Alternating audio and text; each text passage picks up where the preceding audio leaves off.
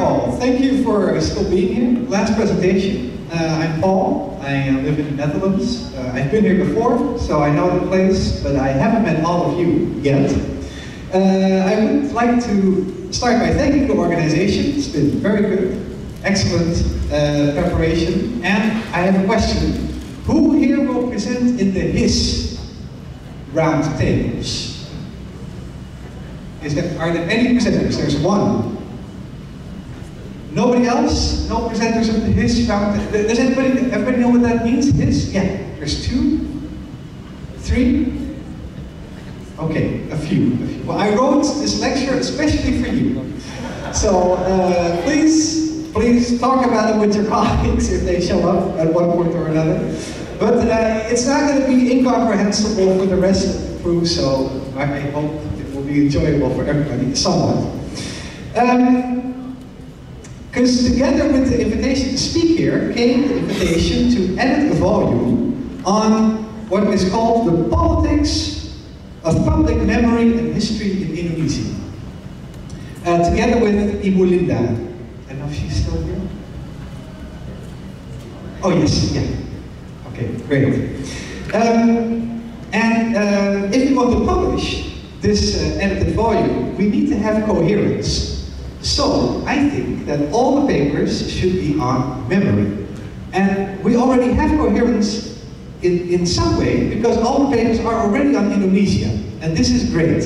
And I will tell you later why. So, I am speaking here, first of all, as an editor. So, it will look a bit as if I am obsessed by memory, because I will only talk about memory and I will interpret everything, including all your projects, from a memory perspective. And that is because I hope we can, some projects are already memory projects and some are not.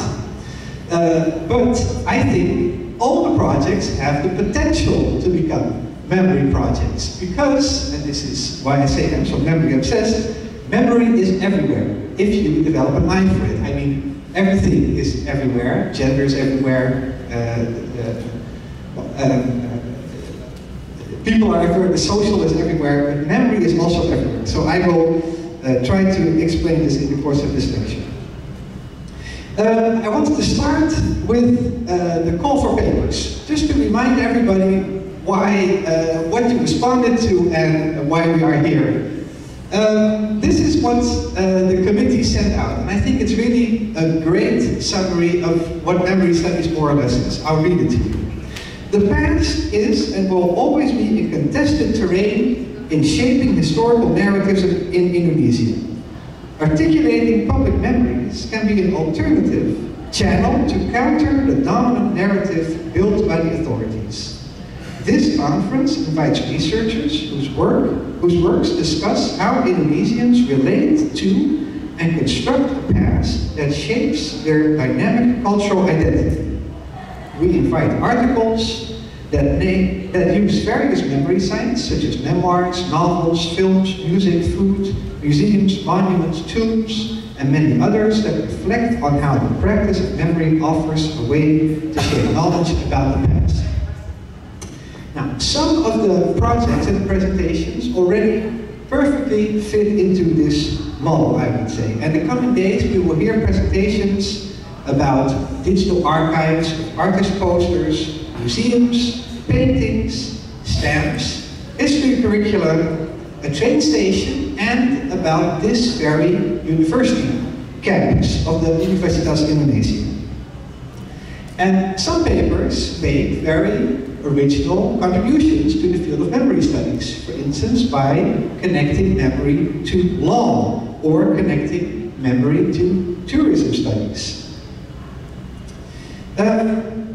And as I said, for the papers who have not yet made memory an explicit topic, I think memory is also somewhere in all the other papers, because as I said, memory is everywhere. For instance, in religion, there is memory. I will talk a bit about it later. In government policy, there is memory.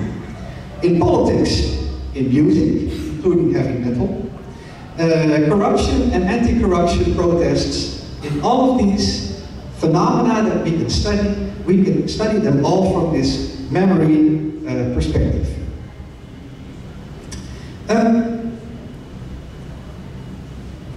What I wanted to talk about next is that, well, I think we should not only be interested in what memory studies can do for us, but also the other way around. So I wanted to paraphrase John F. Kennedy: ask not what memory studies can do for you, ask what you could do for memory studies. And I think that in this sense we have a unique opportunity here. And as I said, all the projects are about Indonesia. And this is wonderful for memory studies, because memory studies is strongly focused on the West, on Europe and on the United States. And a few years ago, I attended a conference that was called Provincializing European Memory. And this is a title that was made by Anne Rigney's, he's a specialist in memory studies, building on the famous book by Dipesh Chakrabarty, Provincializing Europe.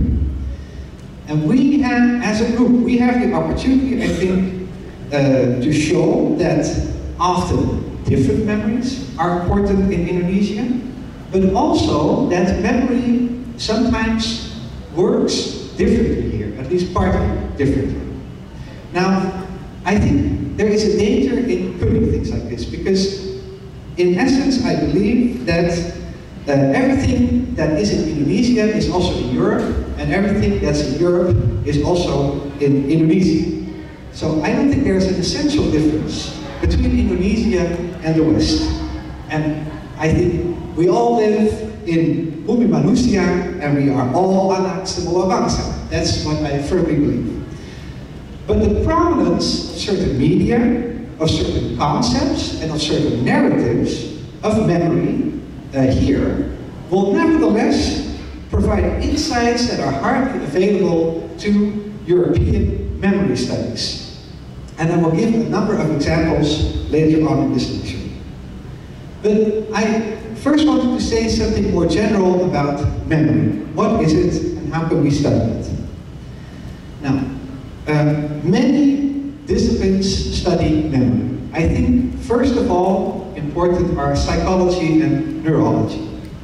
Because when we hear the word memory, I think most of us will first of all think about memory in your head. So how you remember things that perhaps you've been present at, birthdays, weddings, but it can also be how you remember things that you weren't present at, and that even happened before you were born. So, for instance, the murder of John F. Kennedy. Some people were already born then, I know, but others not. And the proclamation. We have an image of the proclamation. We weren't there. Many of us weren't even born there.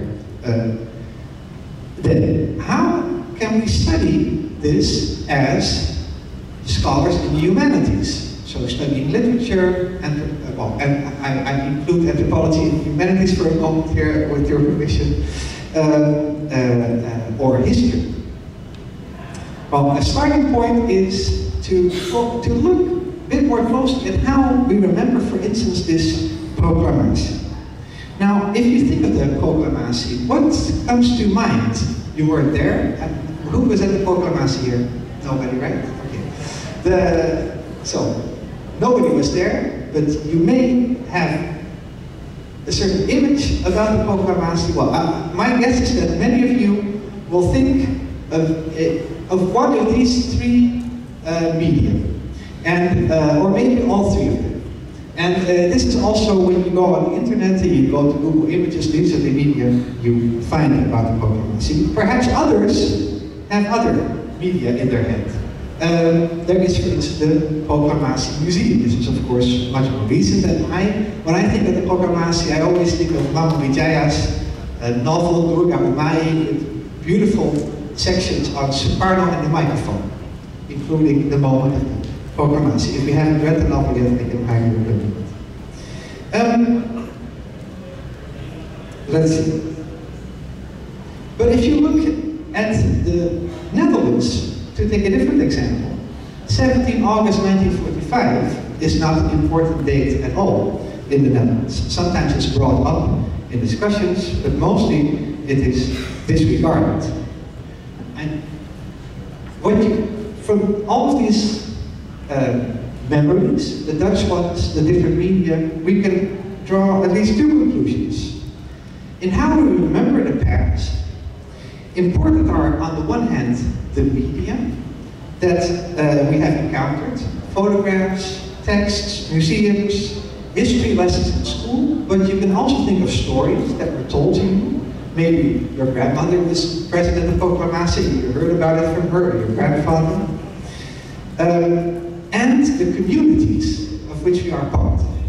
And in this case, the communities are the Indonesian nation, the Dutch nation, but you can also think of smaller communities, the family, for instance, if there is indeed a family narrative about Proclamatie. The desa can be thought of as a community, particular political or ethnic groups. To put it more generally, what we remember and how we remember the past is partly dependent on culture. In two senses of the word, the cultural products, so the media that we encounter, from stamps to university campuses to railway stations, and partly on the cultures that we share in, so Dutch and Indonesian cultures, etc., etc. And this is where the humanities, I think, come in. And it is therefore that the preferred concept, I think, for people in the humanities working on memory is cultural memory. How does culture in various registers work towards what we remember about the past and what we have forgotten? So, a very crucial element in all of this is that memory scholars do not study what actually happened, but they study what people remember that happened. And in this sense, memory studies is different from history, although, I have to say, memory also has a history. Throughout time, people remember the past differently, as we will see later on in several examples. And history can also itself be seen as a form of memory. But in terms of disciplines, you often see a different kind of approach. And to give an example, a recent project I conducted with my colleague Grace Chin and a team of international scholars looks at how people all over the world remember Kartini. And if you look at Indonesia, there are in fact many different memories of Kartini. There is a feminist Kartini, an Orde Baru Kartini, a beautiful Hari Kartini, an intellectual Kartini, and a Kartini as a craftswoman, particularly in Jepara. Some Indonesians don't like Kartini. People in Aceh sometimes say they prefer Chunyadin. And people on the left sometimes say they prefer Marsina. So, with your permission, there's also a colonial Kartini, because she only wrote and did not fight. And there's an elitist Kartini, who stuck to Priayi values. All of these Kartinis circulate in Indonesia, and then if you look in the West. In the West, there are also many Kartinis. There's the Oriental princess, there's the victim of Japanese culture, a feminist hero, many versions there as well. And as memory scholars, we do not ask, will the real Kartini please stand up? But we study these different images of Kartini and these different representations and ask about their function in the present. Because most people in memory studies believe that memory does not only tell us something about the past, but even more so about the present. Cultural memory, this is a phrase I often use, is a response to an urgent need in the present. Sukarno and the Orde Baru made their own Kartinis who fitted particular roles. And the same goes for feminists, the Dutch, Pemugi Kaya in Jepara, and critics in Aceh. Now, the fact that memory serves urgent needs in the present brings us to a topic that is integral to memory, namely forgetting. Of all the things that happened in the past, only some are remembered, but most are forgotten. Individuals and groups let most things of the past sink into oblivion. They are gone without a trace. This is, at least if you look at it superficially, what happened in the Netherlands with respect to colonial violence in Indonesia. Military violence, but also other forms of violence in Indonesia, like harsh labor conditions, or the fact that Indonesians did not have citizenship during colonialism. I interpret these all as forms of violence, are not so much part of Dutch cultural memory. But if you look more closely, you see that in fact traces of this violence are all around in Dutch society. And what I've looked at myself is photographs of military atrocities committed in Aceh by the Dutch colonial army. And I've looked at how Dutch people in the course of the 20th century have engaged with these photographs, and they have done so a lot, over 80 times. But each time, they somehow have the ability to discover these photographs as if they have never seen them. And here you see that in memory, there's things that stick, and there's things that sink into oblivion, and there are things that are there, but that have kind of a ghostly, and I will return to the topic of ghost, a haunting presence. They are there and not there at the same time. And a very good concept to talk about a situation like that is the concept of silence. And I think this is also something that we perhaps will talk about in Indonesia. Things that are there, but that are not talked about, like an elephant in the room. This brings me to the title of his papers. Politics, it says, of public memory and history in Indonesia. For there is indeed a politics in cultural memory. And with politics, I think of power, power differences, and struggle. Different individuals have different memories, and different groups have different memories, but these do not exist on a level playing field. Some memories and some silences have much more powerful backers than others. Now, one particularly powerful player in Indonesian history has, of course, been the state. First, the Dutch colonial state, and I think if you think of post-colonial Indonesia, the first state that comes to mind is the Orde Baru.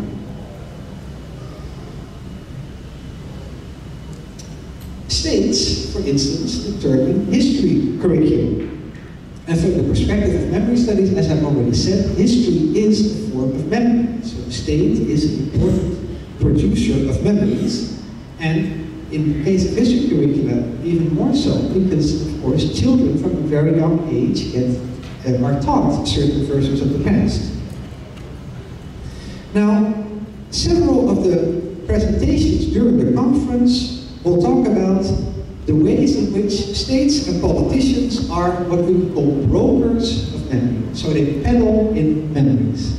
And this is the book I wrote about Dutch memory. But these are some of the topics, and maybe you will recognize your own topic, that we will be talking about. Papers will be discussing museums under the new order. Stamps that were issued by the Dutch colonial state, and how the memory of anti-communism and of 1965 is inscribed in the law in Indonesia. The same approach to see how memory inflects law can perhaps be useful for papers, or the one paper, or now several papers actually, that focus on policy. One paper, for instance, looks at Indonesia's policies with respect to famine, to hunger. And from a memory perspective, we can ask the question how the memory of hunger of the state, but also of those involved, has shaped these policies. It may be hard to investigate, but this is what it looks like from a memory perspective. Crucial in the operations of the state are, of course, politicians. And about them, we also have two papers. One on political identity building in East Nusa Tenggara, and another about a specific politician who is who tried to fight his way into the political landscape in North Maluku. The question for both papers from the memory perspective is, how did these politicians use the specific histories of these regions to create new political identities for themselves and for these regions? Yet the state is not the only creator of memories, and many papers in the coming days will address forms of protest and resistance against dominant cultural memories. And these are some of the topics that will be addressed. Protest also has a long history in Indonesia, both against the Dutch and against the Indonesian state. One paper analyzes how people relate to New Order memories and builds on interviews with history teachers. Some of whom are confident about the histories they have to teach, while others ask questions and are more unsure. Another paper addresses anti-corruption protests by student movements. This is an image, the below image refers to it, I found it on the internet. How can we ask that student movements build on earlier forms of protest? Art seems to play a crucial role in memory in Indonesia and also in protest. And we will look, I already mentioned it briefly, at databases of posters, also on 1965, that were collected digitally on the internet, but for instance also at the paintings of Dalam Istiara, which also are signified in relation to 1965. One paper looks at Metallica's 1993 concert in Jakarta, when metal indicated both the type of music that Metallica plays, metal, but also Merah Total. And from a memory perspective, we can ask how this protest itself is remembered, but again, and I think this, I hope you see the potential here, and I hope I'm not the only one, I mean, how did this protest itself remember earlier protests, going back perhaps even to Sukarno and the revolution. Now, then some other papers address religion and memory, the practice of Dawa, the Chinese Indonesian rituals concerning prayer papers. There are papers connected to tourism in the Netherlands Indies. I think there's definitely a memory dimension there, because the Dutch tried to place the Indonesians in the past as if they were not part of modernity, so there's a definite memory aspect there. And already mentioned two papers look at specific sites, one the Ambarawa train station and one the UI campus. And both papers have a lot of potential to develop themselves into memory projects. There is already quite some work done on memory in Indonesia, and we need to take that into account. And one volume, it's from 2003, is Beginning to Remember, the Past and the Indonesian Present. And this volume looked at all kinds of memory in Indonesia, and basically it states that after 1998, there was more room to rethink history, there was more openness, and it looked at all the different ways in which Indonesians have rethought history and also have re-remembered that history. There's lots of work done on 1965. The Journal of Genocide Research had a special edition, 1965 Today, living with the Indonesian massacres.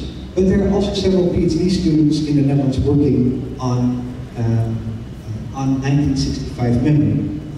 And there is also a lot of work done over the years on New Order historiography. And this book is an example of it. There are many others.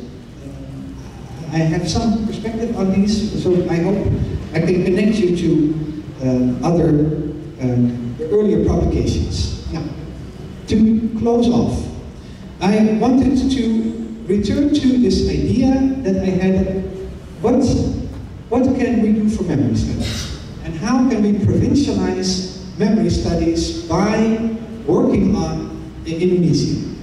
And I think that, of course, partly there are different histories and different memories.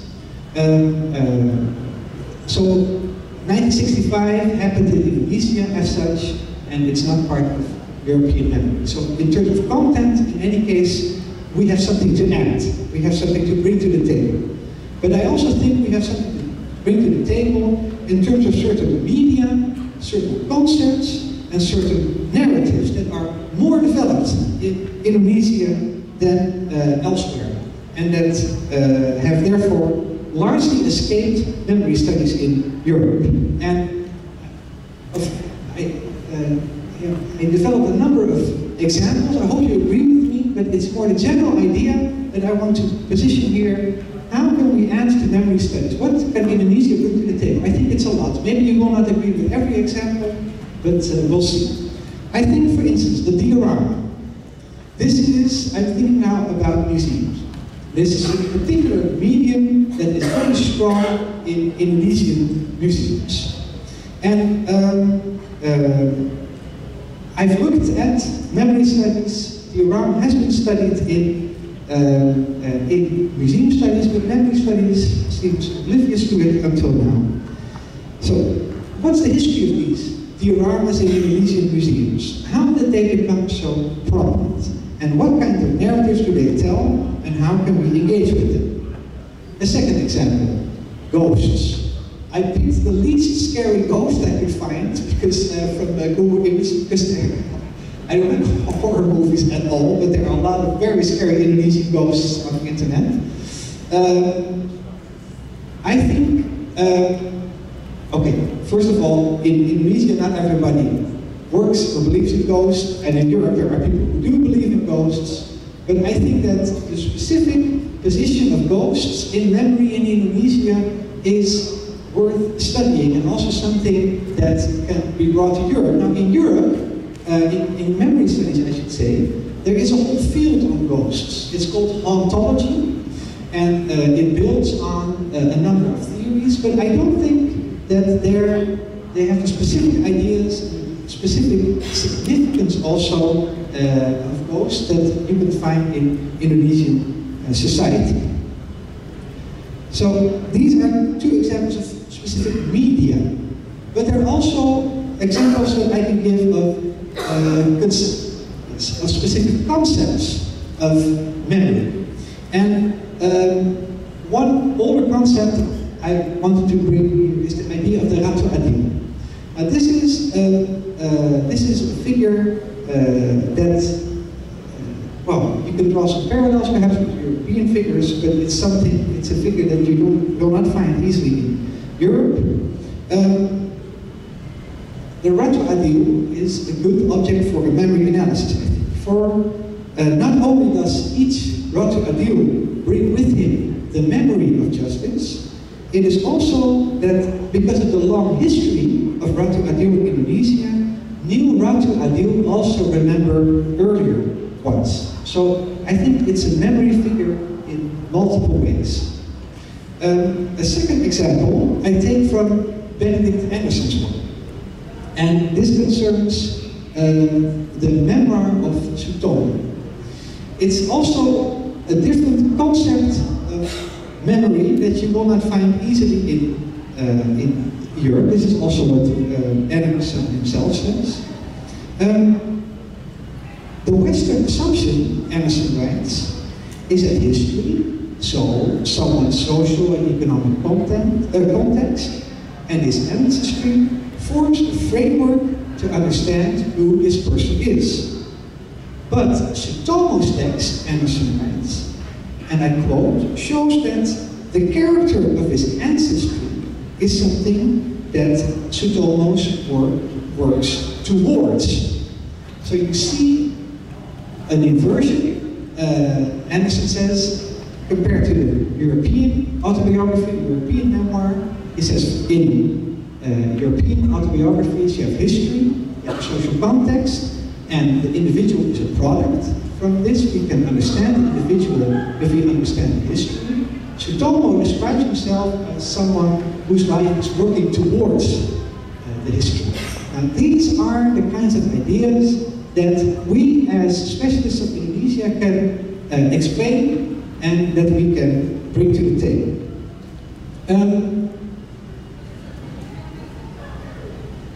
Thirdly and lastly is about specific narratives of memory that circulate in Indonesia. And here I want to return to the revolution, but also connect it to recent developments in memory studies. I already mentioned Anne Rigby, and she has recently started a big research project in which she points out, and I think it's true, that memory in Europe has, and memory studies also, has often focused on the memory. I have a few seconds left. Yeah, okay, thank you. The memory of traumatic events. And I think in a European context, the main trauma, the main event of violence is, of course, the Holocaust. Now, Anne Rigby has said, well, this focus on violence and negative events in the past is, of course, important, but what about the memory of hope? And I think the memory of hope has potential, also here in Indonesia. If people ask me what is specific about Indonesian memory, and I understand this is dangerous to generalize as such, but if I compare it to the way in which, for instance, colonialism is remembered in different contexts than the Indonesian one, for instance the history of slavery, the emphasis is very strongly on trauma, on victimization, and this is of course important. But the Indonesians, I think, have a good narrative. They kicked out the Dutch and they had an independent, strong nation of their own. And I think therefore that Indonesian anti-colonialism and the revolution, and let's talk about it in the coming days, has been a source of energy in Indonesia. And this is also what I hinted towards with this idea of the memory of protest. Now, of course, we all know that also in Indonesia, there's a lot of memory work done on the traumatic parts of specifically the colonial past. I already mentioned two novels of Pramudia. He, of course, has elaborately described the shadow sides. But I think that if you look at, for instance, many Indonesian anti-colonial activists, and I think of Kartini here, of Hatta, of Shakir, they were also human rights activists. Sukarno, in a way, one of the brilliant aspects of Sukarno, I think, was that he was the great combiner. He could bring so many different ideas together in his text and in his leadership. And we know that the oneness and the equality of people in Indonesia is not always realized, as it is not always realized in other countries, but this memory of hope in Indonesia is nevertheless, I think, an important factor. And studying it can, again, provide new insights for memory studies as it moves beyond the focus on trauma and violence. Now, I look forward to talking about what I've said and about all your projects in the coming days. Thank you.